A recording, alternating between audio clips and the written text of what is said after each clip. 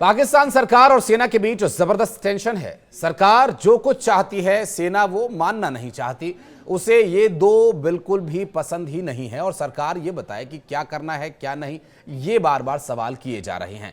और इस पूरे विषय को लेकर अब जो वर्तमान स्थिति है उस पर विस्तार पूर्वक इस वीडियो में बात करेंगे और अंत तक ये समझने का प्रयास करेंगे कि क्या वाकई पाकिस्तान में जो तैयारियां हो रही हैं वो मुकम्मल हो पाएंगी, क्योंकि सरकार और सेना दोनों के ही बीच हमेशा से टसल देखने को मिली है। सेना ने हमेशा ही पाकिस्तान की सरकार को डोमिनेट करके रखा है और दोनों हमेशा अलग राय रखते हैं। नमस्कार, मैं हूं आशीष त्रिपाठी और न्यूज़ 18 के इस डिजिटल प्लेटफॉर्म पर इस वीडियो को अगर आप अंत तक देखेंगे तो ये समझ पाएंगे कि आखिर सरकार और सेना के बीच क्यों है रार।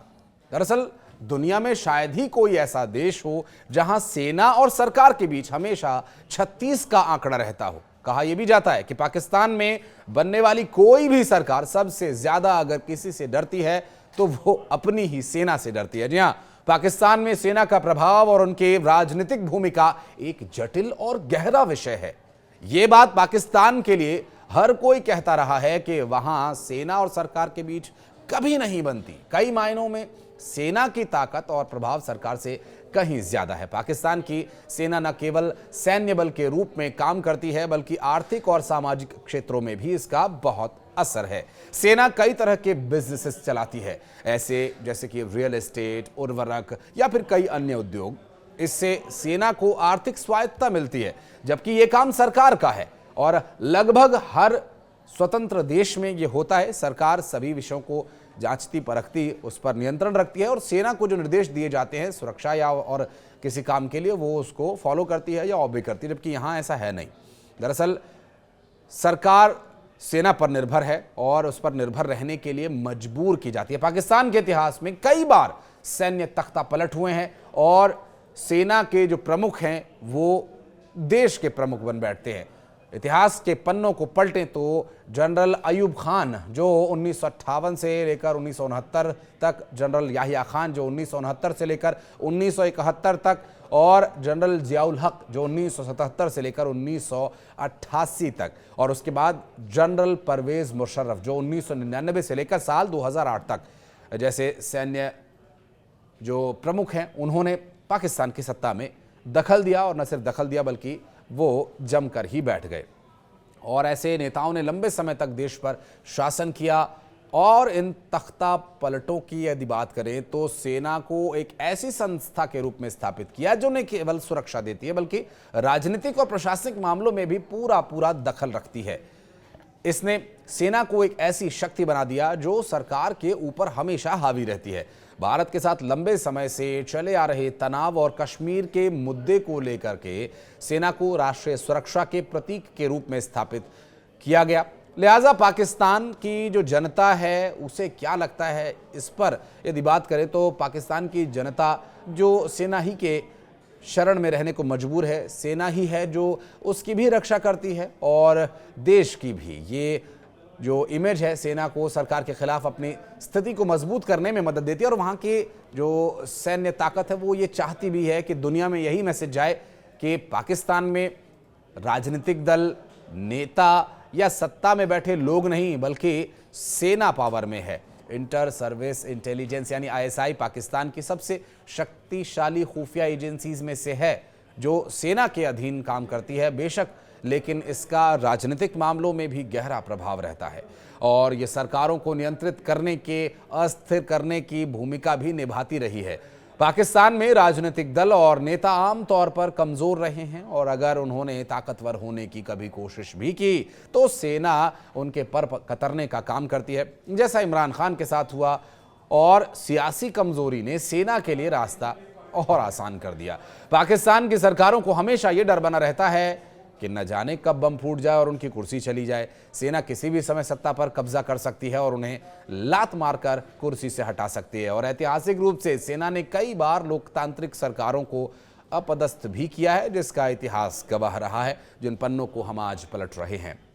दरअसल यहाँ सिविलियन नेता सेना के साथ टकराव से बचते रहे हैं, जबकि विदेश नीति विशेष रूप से भारत, अफगानिस्तान और संयुक्त राज्य अमेरिका के साथ संबंधों के मामले में सेना का दबदबा रहता है। सरकारें इन मामलों में सेना की मंजूरी के बिना कोई बड़ा कदम नहीं उठा सकती। सेना का मीडिया और जनमत पर भी गहरा प्रभाव रहता है। सेना के समर्थन में प्रचार और सरकार के खिलाफ नकारात्मक कवरेज में सरकारों पर दबाव बनाए रखने के लिए मीडिया भी इनका साथ देता है और कई बार सरकारें आर्थिक संकट से तो जूझती ही हैं और ऐसे में सेना की आर्थिक शक्ति और अंतर्राष्ट्रीय संबंध उन्हें और कमजोर करते हैं। सेना के पास अंतर्राष्ट्रीय समुदाय, विशेष रूप से संयुक्त राज्य अमेरिका और सऊदी अरब जैसे देशों के साथ जो सीधे संबंध हैं, जो पॉलिटिकल मैटर्स के अलावा औद्योगिक रूप से और व्यापारिक रूप से भी सक्रिय रहते हैं, सरकार को दरकिनार करने के लिए काफ़ी है, सेना को मजबूती देने के लिए काफ़ी। हालांकि पाकिस्तान की सेना कितनी मजबूत है ये तो वहाँ की सरकारों के साथ तालमेल के विषय सामने आने के बाद स्पष्ट हो ही जाता है। सेना और सरकार के बीच ये असंतुलन पाकिस्तान के लोकतंत्र को लगभग खत्म कर चुका है और लोकतांत्रिक संस्थाएं जैसे वहाँ की तथाकथित संसद, तथाकथित न्यायपालिका सेना के प्रभाव के सामने अक्सर घुटने टेके हुए रहती है। क्या न्यायपालिका तक